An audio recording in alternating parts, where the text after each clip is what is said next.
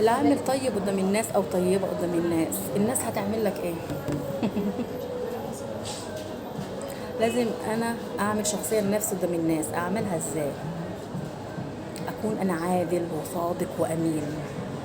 الناس هتحترمك غصب عنهم، مش بانك رايح تصلي وانا بصلي وشايفيني انا في المسجد وبصلي وعارف ربنا. لا لا لا، شايف الدنيا غلط، خلي بالك، شايف الدنيا غلط. لازم انا اواصل في نفسي. اواصل ازاي؟ انا استقل معناه ازاي؟